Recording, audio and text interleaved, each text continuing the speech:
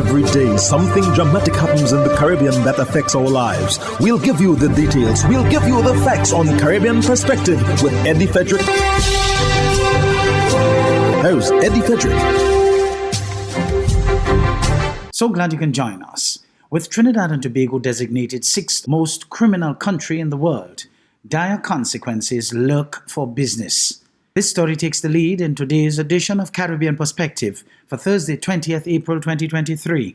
Details when we return. Hubbard's Motor Department Mount Gay and Hubbard's Tire Bay, located at the Building Supplies Compound in Grand Anse, are reminding the motoring public that another round for licensing and inspection has begun. Just arrived on new shipments of quality furrowed and torque tires to fit all makes and models of vehicles at competitive pricing. Shop early to avoid the hassle of long lines. WhatsApp them on 473-405-5482. Hubbard's, quality service, affordable prices.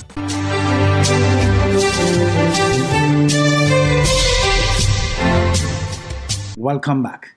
A leading San Fernando businessman, Kiran Singh, fears mass exodus of business people if government fails to address crime situation in Trinidad and Tobago. More in the CNC3 news item with Radhika De Silva. Criminologist Dr. Randy Sipasad believes the first step is meeting with the stakeholders to identify core issues as well as developing solutions. A crime plan is something that's really, really very important. And as I said, I consider it to be something that's indispensable because it gives you focus. It allows you to channel your energies and your resources and to focus on a very deliberate way on particular core problems rather than taking a more generalist approach. And Greater San Fernando Chamber President Kiran Singh says business people are already looking to leave.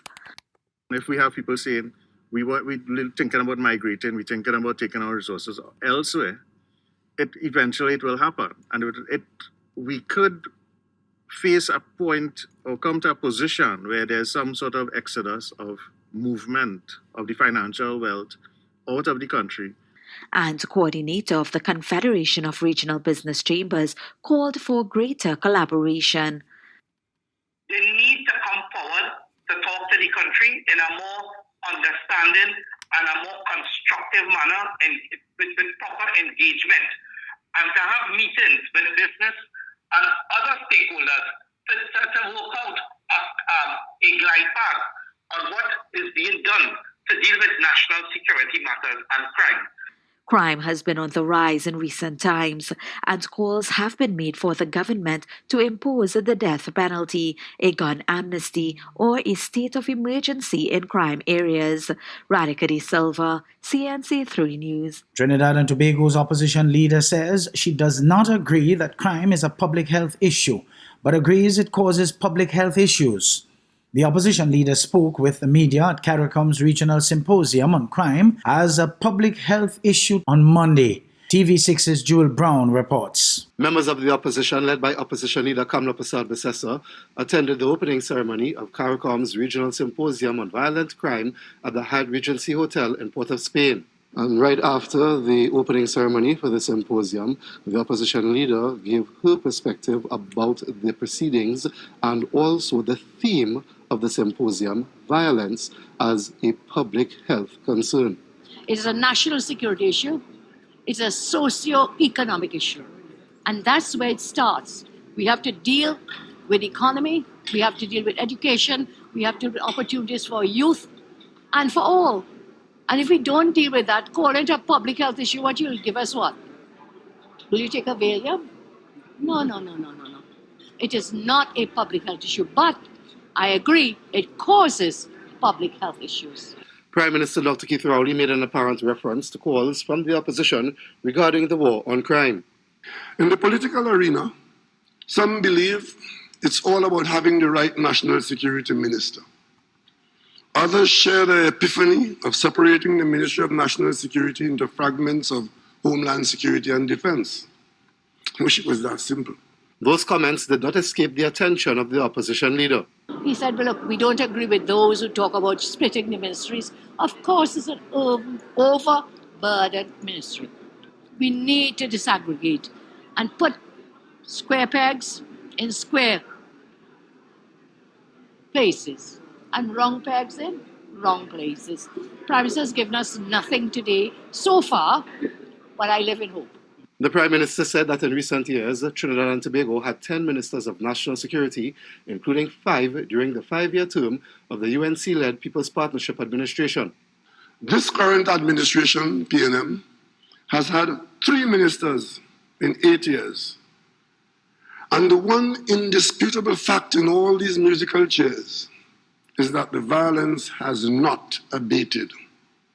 It has in many instances increased and become even more cynical. Clearly, the problem does not exist and grow because of a shortage of ministers or even ministerial output. The opposition leader gave her conclusions about the Prime Minister's address. The fact that he has acknowledged what we've been saying means he's listening, and I hope he continues to listen, not to me, but to the people of Trinidad and Tobago. People are mortally afraid. The country is in dire straits. And yes, CARICOM can help us, but we have unique issues. We have porous borders. How will this help us with our porous borders? Jewel Brown, TV6 News. A video that has gone viral showing a woman wearing a police jacket at a recent party in Trinidad is now engaging the attention of law enforcement. Police Commissioner Erla Christopher confirmed to TV6's senior investigative journalist Mark Bassant that the matter is under probe. Concern on social media after this video appeared with a civilian wearing around her waist what appears to be a police jacket. The woman seems unperturbed by many of the partygoers who have decided to film her as she remains oblivious.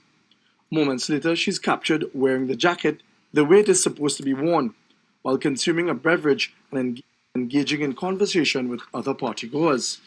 Sources told TV6 News that it appears that a uniformed police officer who was familiar with the female allegedly lent her the jacket. TV6 News sent the images to Commissioner of Police Erla Christopher, asking if any investigation had been initiated into this matter. Within minutes, she responded to our query, saying, quote, "The matter has been investigated. You will be advised further," unquote. Mark Bassant, TV6 News.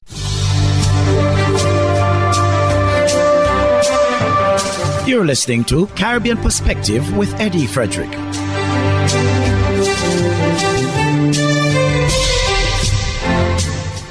A UWI lecturer and social worker is calling for an integrated approach to better understand the factors behind the crime scourge. This as Trinidad and Tobago hosts a major crime symposium for CARICOM. More in this TV6 report. Lecturer at the University of the West Indies, Dr. Sheridan Boudram says, the time has come for a different narrative to take the lead when it comes to dealing with crime. She says the impact of crime exceeds the psychological, individual, or economical challenges that are usually spoken of. I think we need to alter the narrative or amplify the narrative that speaks to crime and violence being embedded in the ways that individuals relate to social bonds and institutions. And when we look at it that way, we can perhaps explain some of the protest actions that are taking place, because we recognize that crime thrives and violence thrives in weakened social bonds with social institutions. Dr. Boudram says there is a concern over what many perceive to be a disconnect between the systems of governance and the population. You know, I engage in communities quite often as a social worker. And now when we speak to people in communities, they say, no, miss, it's all about who you know. It's all about having institutions that are corrupt. And so we could go to school and we could have as many passes. And those are the words they use. We could have as many passes, that we can get. But it still does not connect us with success. While the attention is on the youth when it comes to addressing crime, Dr. Boudram says we must not lose focus of the issue.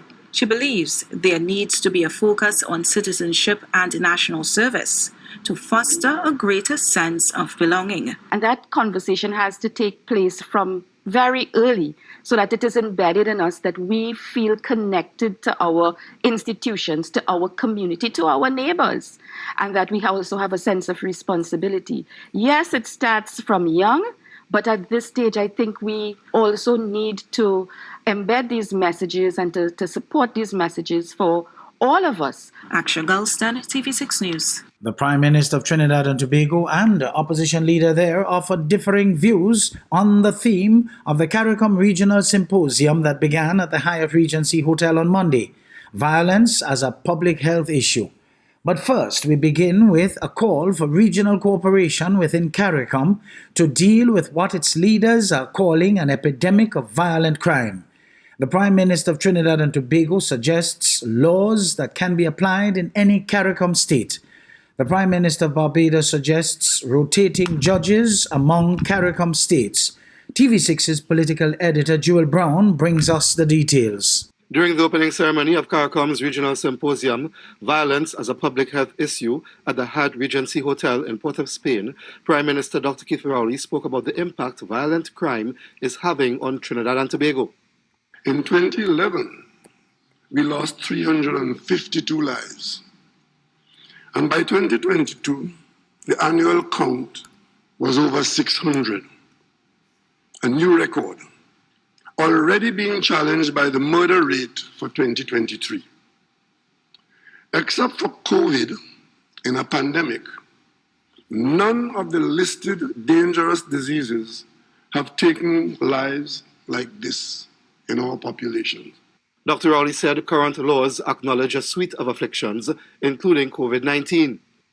Violent behavior, violent crime involving the use of firearms, the associated individual and group mental health trauma accompanying violent behavior, so ever present amongst us now, pose a far greater destructive threat than these diseases, and on that basis alone, qualifies violence as a public health emergency in our country and throughout the CARICOM.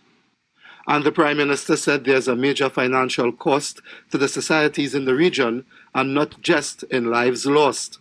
For the thousands of wounded, victims and perpetrators alike, a surgical intervention to the head costs $170,000. A surgical intervention for a chest wound would cost about $135,000. All of these are frequent daily incurred costs, and they are to be borne by taxpayers at every level, from scarce revenues diverted from other more deserving productive priorities. During a panel discussion, the Prime Minister of Barbados, Mia Mottley, said CARICOM needs to prioritize a regional approach to deal with violent crime. We need to start rotating the use of judges and magistrates in the region to ensure that there is not the familiarity with counsel and other circumstances and the things that people take for granted. CARICOM arrest warrant. We talked about it 20 years ago. We haven't done it. We need cooperation on forensics, and we need, finally, to deconstruct all the rules in our police service and reconstruct them. Prime Minister Rowley said the regional approach must also be applied to legislative solutions. We need the CARICOM Secretariat working with governments and the Attorneys General actively going forward to create templates of useful laws that can be adopted in all our territories, saving time and money. And Prime Minister Mottley reflected sentiments of other CARICOM leaders who belong to the regional body's quasi-cabinet. Yes, it's called a symposium, Keith, but we need to leave Port of Spain with decisions. And there's no reason why we can't, because you're the lead Prime Minister on security. The CARICOM leaders who spoke on the first day of the symposium gave their position that this will not be a talk shop, but will result in tangible solutions to deal with the issue of violent crime and violence within the Caribbean community. Reporting from the Hyatt Regency Hotel, Jewel Brown, TV6 News. St. Kitts and Nevis government issued a statement on the kidnapping of the father of an honorary consul stationed in Haiti on Saturday. The release issued on Monday said the government is, quote, outraged by the kidnapping by alleged gangsters of Mr. Harold Marzuka, the father of the honorary consul of St. Kitts and Nevis, Mr. Harold Marzuka Jr., based in Port-au-Prince, Haiti, end quote. According to the release, the consulate's official vehicle was also seized. The statement says the government of St. Kitts and Nevis, quote, expresses outright condemnation of this and other cowardly acts which lawless agents in Haiti continue to indiscriminately utilize to terrorize Haitian citizens and residents alike. The government of St. Kitts and Nevis is deeply concerned about the safety of Mr. Marzuka and hope that he will be returned to his home and loved ones soon. The release continued, quote, it is the government's wish that Mr. Marzuka's family will find solace in the fact that the government and people of St. Kitts and Nevis stand in solidarity with them at this undoubtedly tragic time, end quote. The government said it is, quote, calling upon those who are bent on committing these criminal and heinous undertakings to cease the violence, end quote. The government of St. Kitts and Nevis reiterates the appeal to international partners for short-term assistance to address the security and humanitarian crises, end quote. Hubbards is once again innovating the way you shop with its new online store, providing 24-hour shopping convenience. You can shop now for appliances, hardware, houseware, building material, and more. Free delivery island-wide. Start shopping now at HubbardsHardware.gd. Safe, convenient, reliable.